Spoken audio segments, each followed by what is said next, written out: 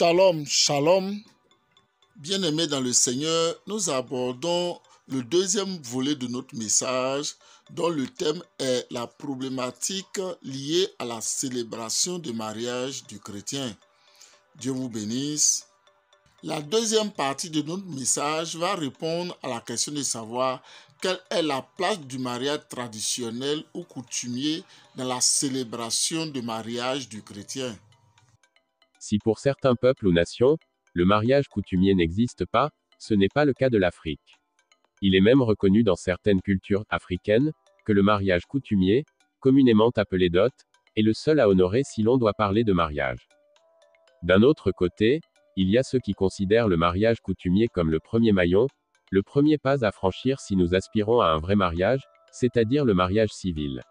Parler de mariage coutumier, c'est donc parler des fiançailles. La question que nous sommes en droit de nous poser, c'est de savoir que représente réellement le mariage coutumier ou traditionnel, dans un contrat de mariage pour certains peuples et pourquoi la dot est si importante et s'impose dans ce processus.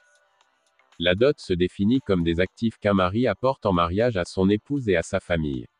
Cette dot consiste à prouver ses sentiments et les affections de son âme. À travers cette définition, nous découvrons que Dieu n'a pas seulement institué le mariage, mais aussi la dot depuis la création. Car pour faire venir Ève vers Adam, Adam a dû donner quelque chose de lui-même pour prouver son amour pour l'être qui lui est semblable comme nous le découvrons dans les passages suivants. Genèse 2 le verset 20, et l'homme donna des noms à tout le bétail, aux oiseaux du ciel et à tous les animaux des champs, mais, pour l'homme, il ne trouva point d'aide semblable à lui. Genèse 2 le verset 21, alors l'Éternel Dieu fit tomber un profond sommeil sur l'homme, qui s'endormit, il prit une de ses côtes, et referma la chair à sa place. Genèse 2 le verset 22, l'Éternel Dieu forma une femme de la côte qu'il avait prise de l'homme, et il l'amena vers l'homme. Genèse 2 le verset 23, et l'homme dit, voici cette fois celle qui est os de mes os et chair de ma chair. On l'appellera femme, parce qu'elle a été prise de l'homme. Genèse 2 le verset 24, c'est pourquoi l'homme quittera son père et sa mère, et s'attachera à sa femme, et ils deviendront une seule chair. Alors que Dieu a formé toutes les espèces du jardin d'Éden par la poussière de la terre y compris Adam lui-même, cela ne fut pas le cas pour Ève. Ève a été formée d'une côte de Adam à qui Dieu a fait une anesthésie générale afin de faire cette opération. Adam a donc payé le prix pour avoir Ève. Et ce prix-là n'est rien d'autre que ce que nous pouvons appeler mohar ou la dot. La dot a donc une valeur spirituelle que nous ne devons pas négliger. Il faut comprendre que dans les pays, dans les cultures où cela se pratique, c'est la dot qui va sortir spirituellement et émotionnellement la femme de la maison de son père.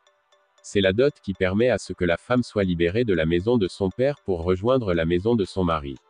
C'est la dot qui fait que le parent donne sa fille en mariage. Nous devons comprendre que dans certaines familles, il y a des autels qui ont pour nourriture la dot. Des autels de famille qui vivent et dépendent de la dot. La dot leur revient de droit. Dans ces familles-là, il y a des oncles et des tantes qui veillent à perpétuer ces traditions qui sont de droit et légales. Ne soyons pas surpris de retrouver dans certaines familles, un oncle qui va souvent demander après les filles de la famille, et qui en connaît pratiquement le nombre, celles qui sont mariées et celles qui ne le sont pas. Il y a une tante quelque part qui va réclamer ce qui lui revient de droit.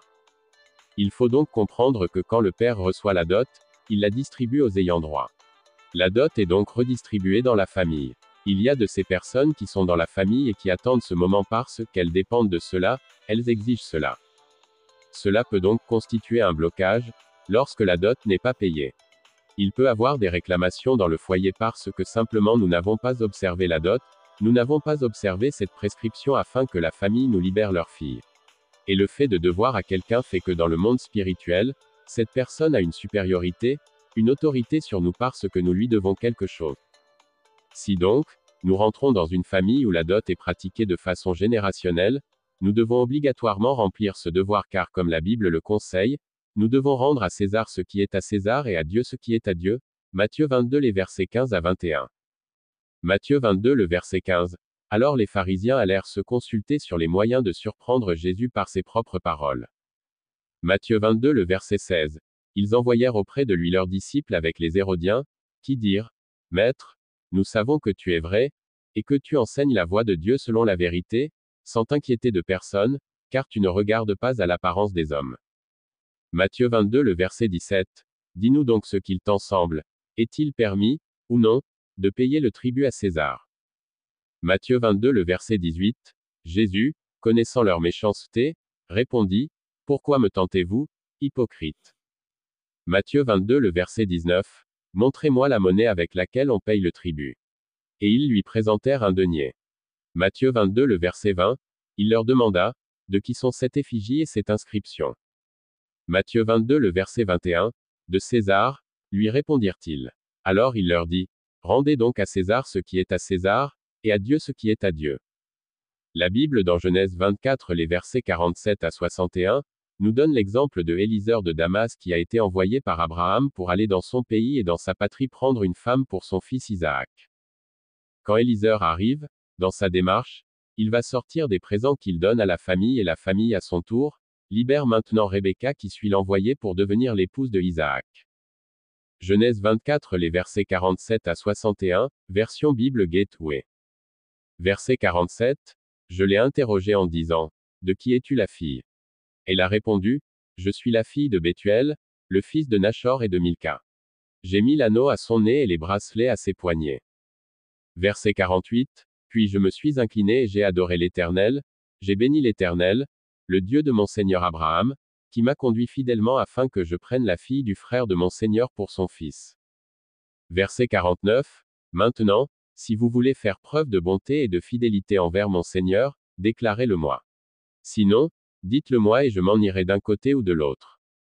Verset 50, Laban et Bethuel répondirent, c'est de l'Éternel que cela vient. Nous ne pouvons te parler ni en mal ni en bien. Verset 51, voici Rebecca devant toi, emmène-la en repartant. Qu'elle soit la femme du fils de ton Seigneur, comme l'Éternel l'a dit. Verset 52, lorsque le serviteur d'Abraham eut entendu leurs paroles, il se prosterna jusqu'à terre devant l'Éternel. Verset 53, le serviteur sortit des objets d'argent, des objets d'or et des vêtements qu'il donna à Rebecca. Il fit aussi de généreux cadeaux à son frère et à sa mère. Verset 54, puis ils mangèrent et burent, lui et ses compagnons, et ils passèrent la nuit là. Le matin, quand ils furent levés, le serviteur dit, laissez-moi repartir chez mon Seigneur. Verset 55, le frère et la mère de Rebecca dirent, que la jeune fille reste avec nous quelque temps encore, une dizaine de jours. Ensuite, tu pourras partir. Verset 56, il leur répondit, ne me retardez pas, puisque l'Éternel a fait réussir mon voyage. Laissez-moi repartir et que j'aille chez mon Seigneur. Verset 57, alors ils répondirent, appelons la jeune fille et demandons-lui son avis. Verset 58, ils appelèrent donc Rebecca et lui dirent, veux-tu partir avec cet homme? Elle répondit, oui. Verset 59, alors ils laissèrent leur sœur Rebecca et sa nourrice partir avec le serviteur d'Abraham et ses hommes. Verset 60, ils bénirent Rebecca et lui dirent, toi qui es notre sœur, deviens l'ancêtre de millions de personnes et que ta descendance possède les villes de ses ennemis. Verset 61, Rebecca se leva avec ses servantes. Elles montèrent sur les chameaux et suivirent l'homme. C'est ainsi que le serviteur emmena Rebecca et repartit. Nous voyons le schéma auquel le mariage coutumier, la dot obéit. Ne pas donc satisfaire à la dot si cela est obligatoire dans la famille de la future épouse, cela constitue un acte de vol. C'est comme si nous avons volé la fille de quelqu'un pour en faire notre époux. Et surtout, elle vit avec nous sans la bénédiction de sa famille. Aussi, nous devons comprendre que bien que banal parce qu'elle prend l'allure d'une fête familiale et de réjouissance, le mariage coutumier dont le point focal est la dot, est bel et bien à l'origine des problèmes ou des soucis de plusieurs couples qui décident de rentrer dans le mariage. Car il se trouve que ces personnes retrouvent leur vie bloquée, emprisonnées à cause de la pratique de la dot qui constitue pour certains peuples, surtout en Afrique le premier maillon à franchir si des couples font le choix de rentrer dans le mariage. Classé première avant toute autre forme de démarche dans le mariage coutumier est un système traditionnel qui depuis des siècles s'impose, à tous, païens comme chrétiens encore aujourd'hui. Certes, pour devenir chrétien, nous vivons ce qu'on appelle la nouvelle naissance. Les choses anciennes sont passées et nous devenons une nouvelle créature. 2 Corinthiens 5 le verset du 17, si quelqu'un est en Christ, il est une nouvelle créature. Les choses anciennes sont passées, voici, toutes choses sont devenues nouvelles. Mais malgré la nouvelle naissance, il y a toujours des réalités qui nous suivent. Si les choses anciennes sont passées parce que nous sommes devenus une nouvelle créature, alors pourquoi les choses anciennes continuent de nous suivre? Pourquoi elle continue de s'accrocher à nous? La réponse à ces questions se trouve dans le texte de Jean le chapitre 1 les versets 12 et 13. Jean 1 le verset 12, mais à tous ceux qui l'ont reçu, à ceux qui croient en son nom, elle a donné le pouvoir de devenir enfants de Dieu, lesquels sont nés. Jean 1 le verset 13, non du sang, ni de la volonté de la chair, ni de la volonté de l'homme, mais de Dieu. Dans ces passages, nous comprenons que quand on accepte Jésus, nous avons le pouvoir de devenir enfants de Dieu. Mais cette nouvelle naissance ne concerne pas le sang, la chair et notre propre volonté, mais de Dieu. Or Dieu est esprit. Cela veut donc dire que c'est par l'esprit que cette naissance nouvelle s'opère. Elle s'opère dans l'esprit. C'est sur cette interprétation qu'alors les vérités cachées derrière la dot se dévoilent, pour que nous sachions que la dot est légale à partir de ces versets que nous avons cités dans le chapitre 1 du livre de Jean. Ce qu'on appelle la dot est en réalité le droit du sang, un droit de rachat. Que nous dit Ruth dans ses chapitres 2 à 3. Ruth 2 le verset 1, Naomi avait un parent de son mari. C'était un homme puissant et riche, de la famille d'Elimelech, et qui se nommait Boaz. Ruth 2 le verset 20, Naomi dit à sa belle-fille, qu'il soit béni de l'Éternel, qui se montre miséricordieux pour les vivants comme il le fut pour ceux qui sont morts. Cet homme est notre parent, lui dit encore Naomi, il est de ceux qui ont sur nous droit de rachat. Ruth 3 le verset 12, il est bien vrai que j'ai droit de rachat, mais il en existe un autre plus proche que moi. Ruth 3 le verset 13, passe ici la nuit. Et demain, s'il veut user envers toi du droit de rachat, à la bonne heure, qu'il le fasse, mais s'il ne lui plaît pas d'en user envers toi, j'en userai, moi, l'Éternel est vivant. Reste couché jusqu'au matin.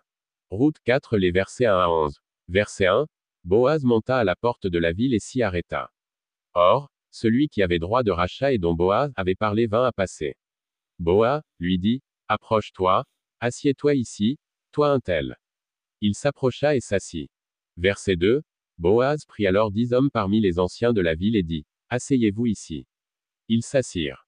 Verset 3, puis il dit à celui qui avait le droit de rachat, Naomi est revenue du pays de Moab, et elle vend la parcelle de terre qui appartenait à notre frère Elimelech. Verset 4, j'ai cru devoir t'en informer et te dire, fais-en l'acquisition devant les habitants de la ville et les anciens de mon peuple. Si tu veux la racheter, rachète-la, mais si tu ne veux pas, déclare-le-moi afin que je le sache. En effet, il n'y a personne avant toi qui ait le droit de rachat et je l'ai après toi. Il répondit, je la rachèterai. Verset 5, Boaz dit, le jour où tu achèteras le champ à Naomi, tu l'acquerras aussi de Ruth la Moabite, la femme du défunt, et tu devras maintenir le nom du défunt sur son héritage. Verset 6, celui qui avait le droit de rachat répondit, je ne peux pas exercer ce droit de rachat pour mon compte, sinon je détruirai mon héritage. Prends pour toi mon droit de rachat, car je ne peux pas l'exercer.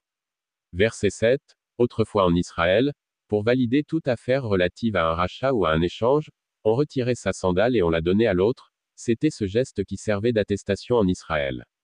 Verset 8, celui qui avait le droit de rachat dit donc à Boaz, fais-en l'acquisition pour ton compte, et retira sa sandale. Verset 9, alors Boaz dit aux anciens et à tout le peuple, vous êtes témoins aujourd'hui que j'ai acquis de la main de Naomi tout ce qui appartenait à Elimelech, à Kiljon et à Machlon. Verset 10, et que j'ai également acquis pour femme Ruth la Moabite, femme de Machlon, pour maintenir le nom du défunt sur son héritage afin qu'il ne disparaisse pas parmi ses frères ni à la porte de sa ville. Vous en êtes témoins aujourd'hui. Verset 11, tout le peuple qui était à la porte et les anciens dirent, nous en sommes témoins. Que l'Éternel rende la femme qui entre dans ta famille semblable à Rachel et à Léa, qui ont toutes les deux donné naissance à la communauté d'Israël. Montre ta force dans Ephrata et fais-toi un nom dans Bethléem. Nous devons donc comprendre qu'il y a des personnes qui ont le droit de rachat, le droit sur le sang. C'est la raison pour laquelle le livre d'Exode 20 dans son verset 12 dit, honore ton père et ta mère, afin que tes jours se prolongent dans le pays que l'Éternel, ton Dieu, te donne. Et c'est le seul commandement qui est suivi d'une promesse, Éphésiens 6 le verset 2, honore ton père et ta mère, c'est le premier commandement avec une promesse. Lévitique 17 le verset 11 nous rappelle que l'âme de la chair est dans le sang. Je vous l'ai donné sur l'autel, afin qu'il servît d'expiation pour vos âmes, car c'est par l'âme que le sang fait l'expiation. Nous devons savoir alors que notre âme se trouve dans le sang. Et le sang circule dans notre corps pour nous faire vivre. Cela voudrait aussi dire dans le texte d'Exode 20 le verset 12 que si nous déshonорons nos parents, nos jours seront raccourcis. La sorcellerie arrive à tuer des personnes parce que le père qui a le droit, le pouvoir paternel, donc le droit du sang, a le pouvoir sur l'âme qui elle se trouve dans le sang. C'est pourquoi, pour ne pas tomber dans le piège de l'ennemi, Dieu nous demande d'honorer notre père et notre mère pour que, ce qu'ils vont dire comme malédiction soit sans cause, car une malédiction sans cause est sans effet, comme l'oiseau s'échappe, comme l'hirondelle s'envole, ainsi la malédiction sans cause n'a point d'effet. Proverbe 26 le verset 2. Mais si elle a une cause à cause de son pouvoir sur l'âme, elle va nous atteindre. C'est la raison pour laquelle, les sorciers pour nous atteindre, nous poussent à déshonorer notre père et notre mère. Aussi, nous devons comprendre que parler de notre père et notre mère, c'est parler de la maison de notre père et celle de notre mère. Dans l'esprit de la dot, nous payons donc le droit de sang. La dot, c'est ce qu'un homme donne à la famille de sa future épouse pour l'avoir gardée et entretenue pour qu'il vienne un jour la prendre pour lui donner son vrai nom de famille. C'est alors, qu'elle ne portera plus son nom de jeune fille, mais celui de son mari. La mademoiselle Tant, le nom de son géniteur, disparaît pour faire la place à Madame Tant, le nom du père de son époux. C'est-à-dire que la femme porte maintenant une nouvelle identité paternelle, elle rentre dans une nouvelle alliance paternelle. C'est d'ailleurs pourquoi, le patriarche Jacob n'a pas accordé de part d'héritage à son 13e enfant qui est Dina, la fille que Léa lui a enfantée, Genèse 34 le verset 1. Car, son héritage devrait venir du père de celui qui allait la marier. C'est pourquoi, pendant la cérémonie de dot, certaines scènes se passent pour amener la famille de l'homme, l'époux à comprendre le prix qu'il devrait payer pour avoir sa femme qui va quitter sa famille paternelle pour rentrer dans une autre famille. Nous devons alors comprendre que par la dot, le père transfère son pouvoir à un autre qui devient l'époux de sa fille. Car cet homme lui a remboursé tout ce qu'il a fait ou dépensé sur sa fille, et cela de façon symbolique. La dot est donc un acte de gratitude et de reconnaissance envers la famille de la femme que l'on va épouser. La dot, c'est la façon de dire que si tu n'as pas payé ce qu'on te demande, tu n'as pas le droit de mêler ton sang à notre sang. C'est une des raisons pour laquelle, souvent, des amendes sont payées, lorsque nous faisons des enfants avec la femme alors que nous ne l'avions pas fiancée ou dotée. La dot apparaît donc comme une alliance de sang entre deux familles. Une acceptation commune de tout ce qui va advenir de l'avenir du couple qui se marie. Et si l'homme ne fait pas ce que l'autre famille demande et fait les choses en désordre, c'est faire une ouverture à la sorcellerie car ils sont dans leurs droits. Genèse 34 les versets 1 à 27, Bible Gateway. Verset 1, Dina, la fille que Léa avait donnée à Jacob, sortit pour voir les filles du pays. Verset 2, Sichem, fils de Hamor, le prince du pays, la vit. Il l'enleva et coucha avec elle, il la viola. Verset 3, il s'attacha à Dina, la fille de Jacob, il aima cette jeune fille et parla à son cœur. Verset 4, Sichem dit alors à son père Hamor, donne-moi cette jeune fille pour femme. Verset 5, Jacob apprit qu'il avait déshonoré sa fille Dina. Comme ses fils étaient au champ avec son troupeau, il garda le silence jusqu'à leur retour. Verset 6, Hamor, le père de Sichem, alla trouver Jacob pour lui parler. Verset 7, les fils de Jacob revenaient des champs lorsqu'ils apprirent la nouvelle. Ces hommes furent irrités et se mirent dans une grande colère parce que Sichem avait commis un acte odieux contre Israël, il avait couché avec la fille de Jacob, ce qui n'aurait pas dû se faire. Verset 8, Hamor leur tint ce discours, mon fils Sichem est tombé amoureux de votre fille. Donnez-la lui pour femme, je vous en prie. Verset 9, alliez-vous par mariage avec nous. Vous nous donnerez vos filles et vous prendrez les nôtres pour vous. Verset 10, vous habiterez avec nous et le pays sera à votre disposition. Restez pour y faire du commerce et y acquérir des propriétés. Verset 11, Sichem dit au père et aux frères de Dina, si seulement je trouve grâce à vos yeux, je donnerai ce que vous me direz. Verset 12, réclamez-moi une forte dot et beaucoup de cadeaux, et je donnerai ce que vous me direz, mais accordez-moi la jeune fille pour femme. Verset 13, les fils de Jacob répondirent en parlant avec ruse à Sichem et à son père Hamor, parce que Sichem avait déshonoré leur sœur Dina. Verset 14, ils leur dirent, donnez notre sœur à un homme incirconcis, c'est quelque chose que nous ne pouvons pas faire, ce serait une honte pour nous. Verset 15, nous ne donnerons notre accord qu'à la condition que vous deveniez pareil à nous et que tout homme parmi vous soit circoncis. Verset 16, alors nous vous donnerons nos filles et nous prendrons les vôtres pour nous habiterons avec vous et nous formerons un seul peuple. Verset 17, en revanche, si vous ne voulez pas nous écouter et vous faire circoncire, nous prendrons notre fille et partirons. Verset 18, Hamor et son fils Sichem approuvèrent ces paroles. Verset 19, Le jeune homme ne tarda pas à faire ce qui avait été dit, car il aimait la fille de Jacob. Il était estimé de tous chez son père. Verset 20. Hamor et son fils Sichem se rendirent à la porte de leur ville et dirent à leurs concitoyens. Verset 21. Ces hommes ont des intentions paisibles envers nous. Qu'ils restent dans le pays et qu'ils y fassent du commerce. Le pays est assez vaste pour eux. Nous prendrons leurs filles pour femmes et nous leur donnerons nos filles. Verset 22.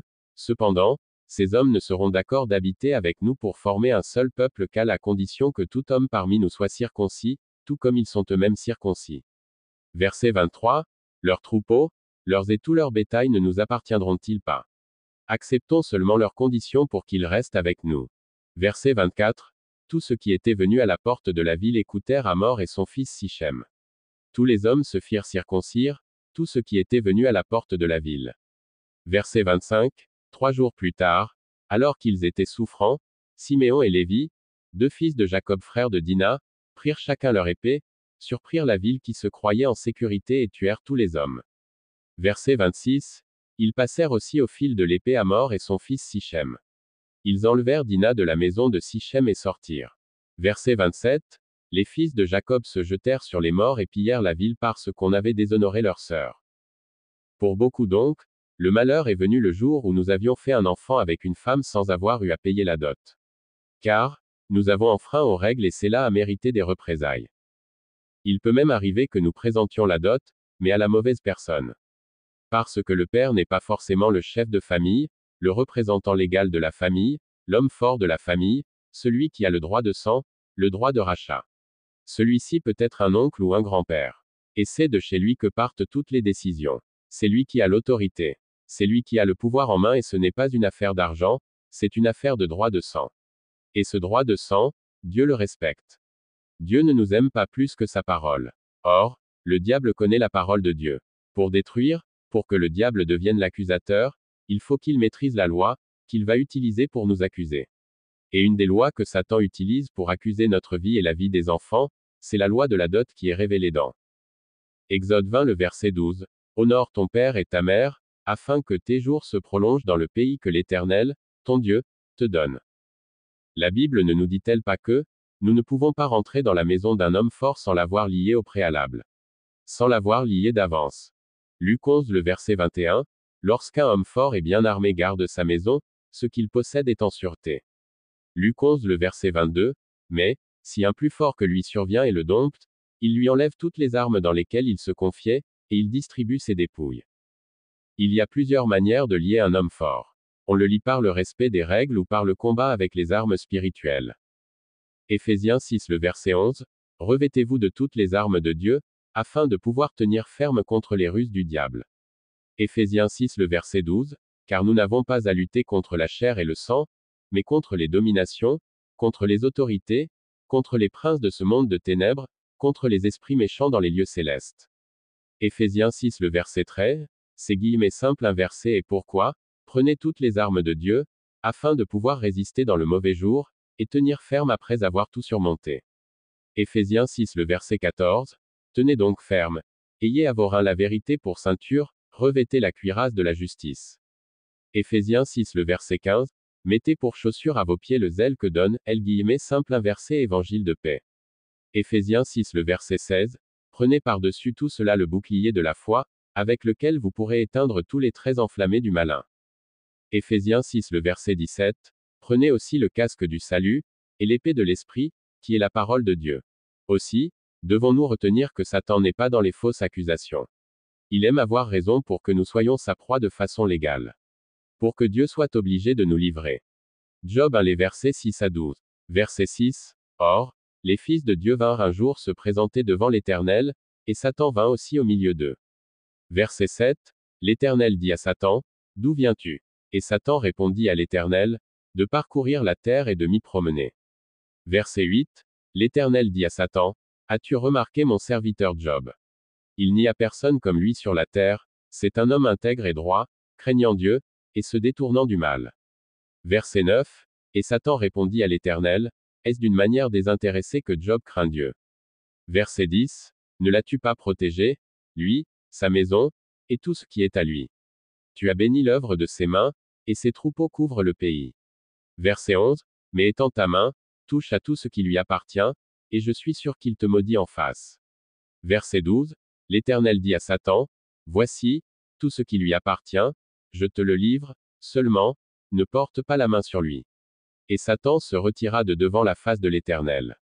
Nous devons retenir que la dot est de la sphère où nous devons faire le plus attention car c'est dans la dot que la sorcellerie se manifeste et implante ses œuvres. C'est dans la dot qu'on discute de l'avenir du couple, de ce qui doit advenir. Il n'y a donc pas de raison pour que la dot soit considérée comme un fait banal ou une simple formalité à accomplir. Les scénarios qui sont joués pendant la dot ne sont que la face visible de l'iceberg, c'est dans les profondeurs que tout se déroule, que les choses spirituelles se passent. Nous ne devons pas considérer les choses spirituelles comme un jeu car la dot, c'est tout un mystère. L'homme fort à qui la dot a été remise est le véritable père du mariage, donc le véritable père des enfants qui vont naître du couple. Ces enfants devraient d'ailleurs lui être présentés afin qu'il les bénisse. Il ne s'agit donc pas de les cacher à ses yeux. Et si des familles demeurent dans la pauvreté et dans toutes sortes de calamités, c'est parce que spirituellement des gens les tiennent à partir de la loi de la dot.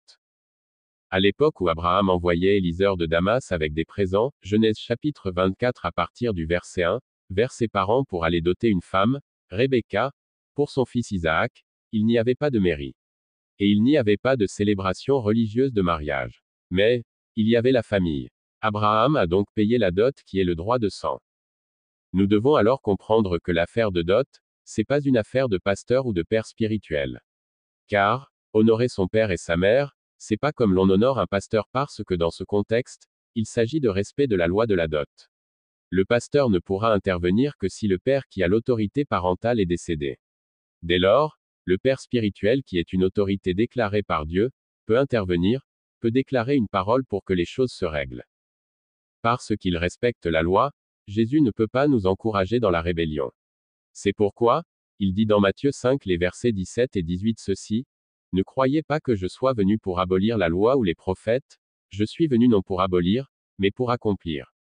Car, je vous le dis en vérité, tant que le ciel et la terre ne passeront point, il ne disparaîtra pas de la loi un seul iota ou un seul trait de lettre, jusqu'à ce que tout soit arrivé. » Même de l'apôtre Paul, la Bible parle de ce qu'il refusait la purification dans le temple parce qu'il est né de nouveau.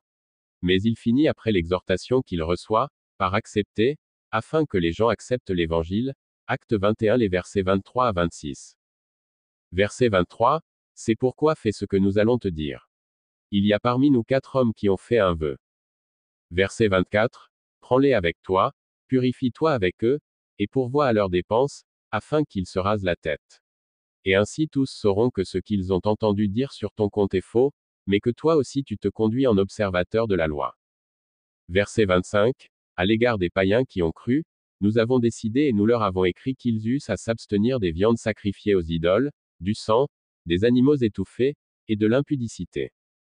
Verset 26, alors Paul prit ces hommes, se purifia, et entra le lendemain dans le temple avec eux, pour annoncer à quel jour la purification serait accomplie et l'offrande présentée pour chacun d'eux. Le même Paul dit dans 1 Corinthiens 9 les versets 20 à 22 ceci. Verset 20, avec les Juifs, j'ai été comme Juif, afin de gagner les Juifs, avec ceux qui sont sous la loi, comme sous la loi, quoique je ne sois pas moi-même sous la loi, afin de gagner ceux qui sont sous la loi. Verset 21, avec ceux qui sont sans loi, comme sans loi, quoique je ne sois point sans la loi de Dieu, étant sous la loi de Christ, afin de gagner ceux qui sont sans loi. Verset 22, j'ai été faible avec les faibles, afin de gagner les faibles. Je me suis fait tout à tous, afin d'en sauver de toute manière quelques-uns. Nous devons comprendre que la dot, c'est le droit de sang, et sa pratique est étroitement liée à la sorcellerie. Et le nom de Jésus ne doit pas être prononcé en toutes circonstances, car, il ne protège que celui qui est dans la parole de Dieu. Jean 15, le verset 7, si vous demeurez en moi, et que mes paroles demeurent en vous, demandez ce que vous voudrez, et cela vous sera accordé. Aussi, devons-nous savoir que l'Église a un droit sur l'esprit, mais la famille a un droit sur le sang. Et honorer l'Église commence par l'honneur que nous donnons d'abord à la famille. D'ailleurs, aujourd'hui, dans certains pays comme la Côte d'Ivoire, un statut administratif est reconnu au roi et chef coutumier. Ce qui fait que déjà dans certains peuples de la Côte d'Ivoire, une attestation de mariage coutumier est délivrée. La dot prend donc une allure de légalité à partir de ce droit statutaire que l'État accorde aux actes coutumiers. Pendant la célébration du mariage coutumier, à la cérémonie de dot, il y a 4 choses essentielles auxquelles nous devons faire le plus attention, sur lesquelles nous devons le plus veiller. Premièrement, nous devons veiller à consacrer les éléments de la dot à Dieu. Tout ce que nous avons acheté de notre main doit être consacré à Dieu. Nous devons donc prier sur tout ce que nous avons acheté. Si c'est en argent que nous voulons payer la dot pour des raisons de convenance ou toute autre raison, cet argent doit être consacré à Dieu. La Bible nous dit dans Ecclésiaste 10 le verset 19, « On fait des repas pour se divertir, le vin rend la vie joyeuse, et l'argent répond à tout. » Ce qui signifie que l'argent a des oreilles, il entend et il peut parler. Donc, nous parlons à l'argent et nous l'envoyons en mission pour qu'il fasse exactement ce pourquoi nous l'avons envoyé. Deuxièmement, ce n'est pas à la femme de se saigner, même si elle est nantie financièrement, pour payer la dot à la place de l'homme, même si c'est dans le secret entre les deux fiancés. C'est vrai que, le temps prophétisé par Ésaïe 4 le verset 1, où les femmes doteront les hommes court vers son terme, mais pour le moment, c'est l'homme qui doit le faire à la sueur de son front. Ésaïe 4 le verset 1, et 7 femmes saisiront en ce jour un seul homme, et diront, nous mangerons notre pain, et nous nous vêtirons de nos habits, fais-nous seulement porter ton nom. Enlève notre opprobre. C'est la côte de Adam qui a été ôtée et non celle de Ève. C'est Adam qui a souffert pour avoir Ève et non le contraire comme souligné dans les passages suivants de la Bible. Genèse 2 le verset 22, l'Éternel Dieu forma une femme de la côte qu'il avait prise de l'homme, et il l'amena vers l'homme. Genèse 3 le verset 19, c'est à la sueur de ton visage que tu mangeras du pain, jusqu'à ce que tu retournes dans la terre, d'où tu as été pris, car tu es poussière, et tu retourneras dans la poussière. Donc, pour le moment, disions-nous, la dot, c'est de la responsabilité entière de l'homme. Car, la dot a une valeur très importante dans le monde spirituel. Elle donne un droit légal à l'homme de réprimer toute attaque, tout assaut de l'ennemi contre le futur foyer qui proviendrait de la famille de son époux. Maintenant, dans l'organisation de la cérémonie des fiançailles, les deux familles peuvent s'associer pour faire plaisir à leurs enfants, les époux. Troisièmement, faire attention aux éléments qui constituent la dot. Par exemple, dans une liste de dot, on peut nous demander d'acheter un couteau, des allumettes, du piment ou même un pigeon. Nous savons que ces éléments symbolisent pour le pigeon, la jalousie, pour le piment, la chaleur, ce qui brûle, pour les allumettes, le feu et pour le couteau, la violence, la bagarre et le sang.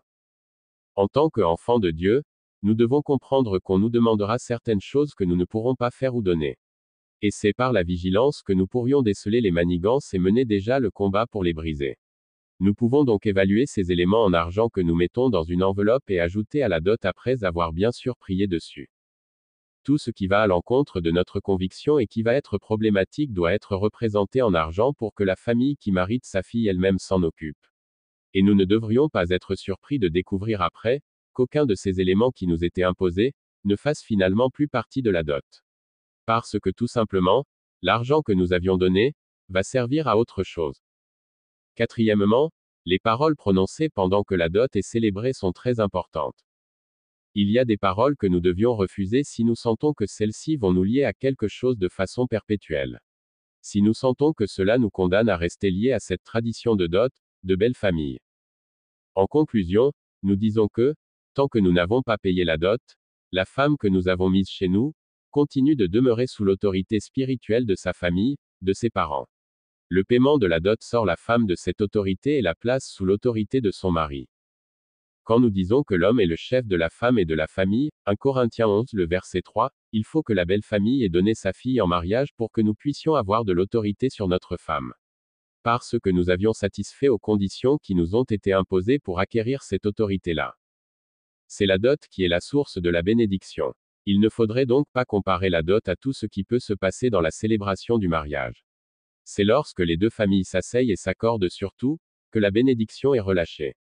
Car, n'oublions pas que ce sont de prime abord, les parents qui libèrent la bénédiction.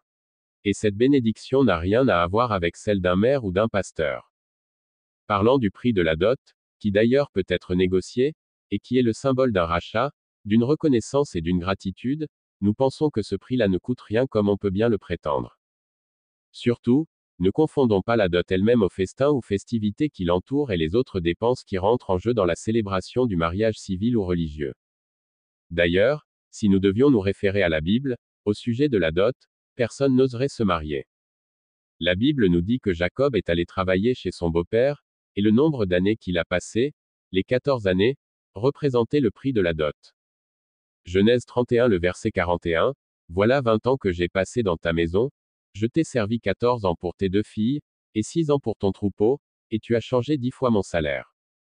Nous pouvons citer également le cas de Éliseur de Damas qui fut envoyé pour chercher une femme à Isaac, le fils de son maître Abraham. La Bible souligne dans le livre de Genèse 24 le verset 53 que le serviteur sortit des objets d'argent, des objets d'or, et des vêtements, qu'il donna à Rebecca, il fit aussi de riches présents à son frère et à sa mère. Malheureusement, aujourd'hui, la dot a perdu son prestige, son caractère sacré et d'union entre 2 familles. Pour certains, le mariage devrait rester dans un esprit d'union entre 2 familles. Pour d'autres, par contre, le mariage est un moment unique dans la vie d'une personne. Par conséquent, les choses doivent se faire dans la grandeur afin d'honorer les parents et la fiancée. Ce qui nous donne d'avoir aujourd'hui un monde qui vit dans ce qu'on appelle, il faut que les gens voient que je suis marié, que j'ai tant ou tant. Et surtout, les affaires de voile et autres accessoires qui se pratiquaient dans les traditions mosaïques, hébreux, et qui matérialisaient que les femmes étaient vierges quand on les épousait, sont devenues si importantes pour des femmes qui ne remplissent pas la condition de virginité, que le mariage est devenu un chemin de croix pour ceux qui y aspirent. Et ce qui appauvrit surtout dans cette affaire, c'est ce chemin si long à parcourir où l'on parle de prédot, la présentation ou cococo, la dot elle-même, le civil et le religieux. Ne pensons pas que si certains n'arrivent pas à se marier, c'est qu'il s'agit d'un esprit de célibat. Non, c'est plutôt un esprit de pauvreté déclenché par toutes ces contraintes imposées aux futurs prétendants au mariage. Et chose déplorable, même des parents chrétiens participent à cette forme d'escroquerie de ces temps nouveaux. Et cela donne l'image d'une vente aux enchères des filles car elles sont livrées au plus offrant. Une sorte de concurrence s'invite même dans le mariage parce que, nous voulons faire plus que ce que l'autre a fait dans le tien. Il est souhaitable que nous revenions à l'esprit simple du mariage tel que Dieu l'a institué au commencement, à la création, qui est que 2 personnes s'unissent parce qu'elles s'aiment, parce qu'elles sont faites l'un pour l'autre. Ce mariage basé sur l'amour et non sur le matériel ou le prestige, comme Adam l'a exprimé dans Genèse 2 le verset 23, et l'homme dit, voici cette fois celle qui est os de mes os et chair de ma chair. On l'appellera femme, parce qu'elle a été prise de l'homme. La Bible dit aussi que l'homme et sa femme étaient tous 2 nus, et ils n'en avaient point honte, Genèse 2 le verset 25. Ce qui signifie que le mariage doit être revêtu et vécu dans une simplicité absolue, dans un dépouillement total de soi-même. Que le regard des autres ou ce qu'ils doivent penser de nous, ne soit pas important sincèrement dans le mariage. Que ce mariage-là, soit en accord avec les instructions et les principes de Dieu et c'est ce qui est important. Nous constatons d'ailleurs en Europe, que ceux-mêmes qui ont les moyens et l'argent sont humbles. Ils ne demandent pas grande chose pour marier leurs filles. Faisons donc des mariages simples. Tout ce que nous pouvons mettre dans un mariage, peut servir d'investissement pour que après la célébration, le couple puisse s'épanouir financièrement. Arrêtons donc de faire des mariages de milliardaires alors que nous avons des parents qui sont pauvres. Ou parce que nous comptons sur des gens, des parents qui à la dernière minute, nous abandonnent avec des dettes que nous ne finirons jamais de rembourser. Et nous mettons en mal notre mariage à cause de notre folie des grandeurs. N'oublions pas que Dieu ne se glorifie pas dans les grandes choses, mais dans les petites choses, Jacques 1 le verset 9, que le frère de condition humble se glorifie de son élévation. Jacques 1 le verset 10, que le riche, au contraire, se glorifie de son humiliation, car il passera comme la fleur de l'herbe. Il ne sert donc à rien de se marier comme des rois et après vivre comme des pauvres.